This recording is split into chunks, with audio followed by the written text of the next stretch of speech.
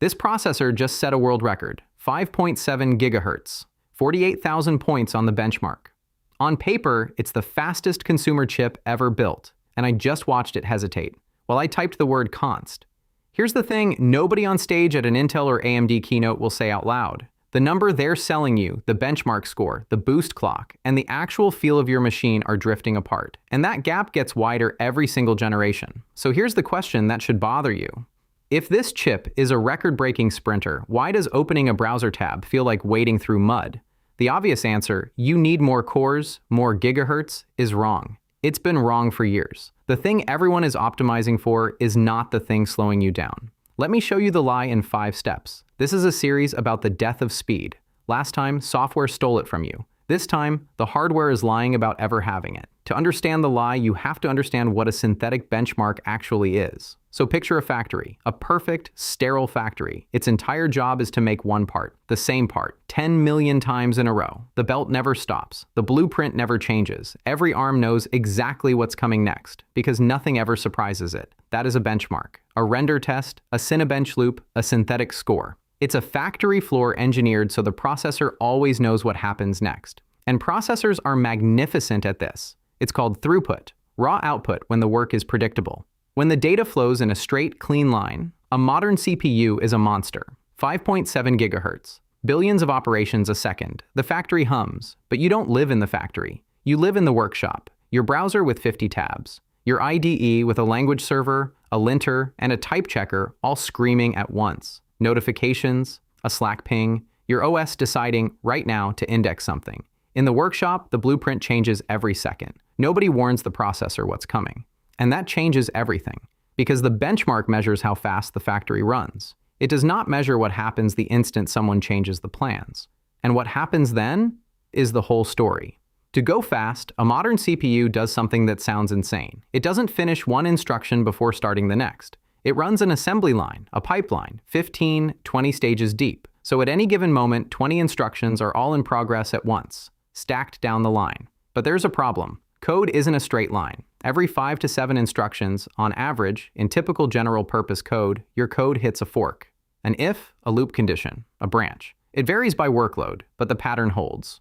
Branches aren't rare. They're constant. And the CPU reaches that fork before it knows which way to go, because the answer is still being computed 20 stages back. So it can't wait. Waiting is death. Instead, it does the only thing it can. It guesses. This is branch prediction. The processor bets on which way the fork goes and just keeps working, speculatively, as if it were right. And the wild part? It's good at this. On predictable code, modern branch predictors are right over 95% of the time. Sit with that for a second though. 95% right. The whole engine, the reason your CPU is fast at all, is built on anxiety. It's a machine desperately trying to guess the future so it never has to stop.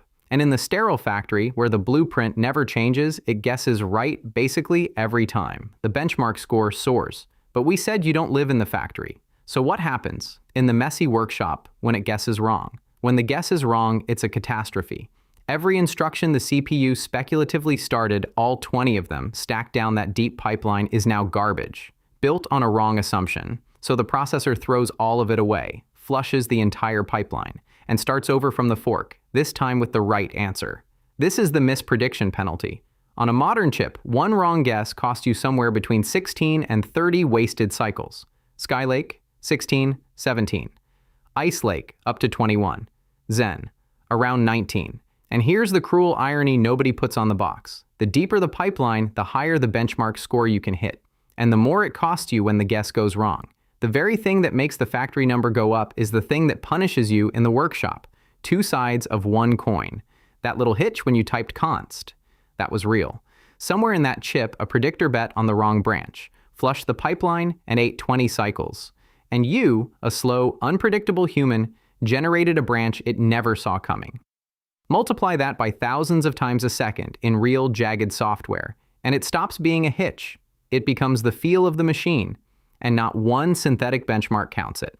Because in the factory, the guess is never wrong. If breakdowns like this are worth your time, you can support the channel on Patreon or by becoming a member. Now this is where it gets uncomfortable. If your entire product is judged by one benchmark score, what do? You optimize for the benchmark. And I don't mean cheating, I mean something more subtle, more corrosive. Benchmark loops are famous. Their branch patterns are known, published, stable for years. So the branch predictor, the guessing engine, gets tuned generation after generation to be exquisitely good at recognizing the exact shape of the code that shows up in reviews. The factory blueprint isn't just predictable anymore. It's been memorized, but it goes deeper than prediction. Every chip has a fixed budget of transistors, a pie, and every generation engineers decide how to slice it.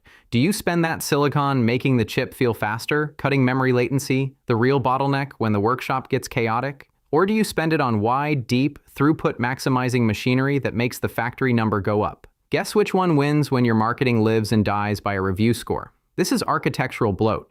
Transistors spent to win a test instead of to serve you. The chip gets bigger, hungrier, more complex. To move a number you will literally never feel. And there's another layer that makes it worse. Efficiency cores. This isn't new. Intel shipped them back in 2021 with Alder Lake, but by 2026 they're everywhere, in almost every chip you can buy. Your CPU is now split, big performance cores, small efficiency cores, and the operating system has to decide, on the fly, which of your tasks goes where. When it guesses wrong, when it drops your foreground app onto a slow core for a few milliseconds, you get micro-stuttering, a tiny jab of lag. And years in, the scheduler still gets it wrong.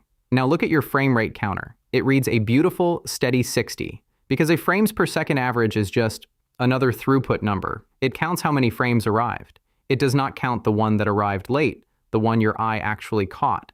Averages hide the stutter. That's their job. So what should they measure instead? And the answer isn't exotic.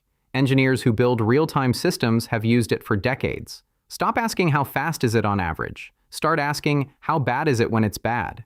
It's called 99th percentile latency. P99. Forget the average. Sort every single moment of response, fastest to slowest, and look at the worst 1%. Because that's what you feel. Nobody remembers the 10,000 keystrokes that were instant. You remember the one that hitched. Your experience of speed isn't an average. It's defined by your worst moments. A synthetic benchmark reports the average and buries the tail. It's built to make the worst 1% invisible, because the factory never has a worst 1%. But you live in the tail, you live in the workshop. And this is the responsiveness plateau nobody talks about. Software keeps getting more chaotic, more unpredictable, more branches, more surprises. Hardware keeps optimizing for the predictable case. So the raw number climbs and climbs, while the thing you actually touch barely moves. You've been sold a bigger sprint record for a race you don't run. And I'll be honest, I fell for it. I bought the chip with the biggest number. I refreshed the benchmark charts like everyone else. I was trained to want a number that was never going to be my experience. We all were. That's not an accident. That's the marketing machine working exactly as designed. The hardware isn't broken. It's lying by answering a question you never asked. It's telling you how fast it runs in a factory you'll never work in. Real speed isn't the peak of the sprint. It's how gracefully the machine handles the moment the plan falls apart. It's the tail. It's the P99. It's the keystroke that didn't hitch. So next time a reviewer waves a benchmark score at you, ask them for the tail. Ask what happens when the guess goes wrong. And the hardware isn't the only one lying about speed. The software world runs the exact same factory, a different floor, the same locked door. So I did the experiment. I benchmarked 10 tools that all promised blazing fast. Most of them lied. That's next.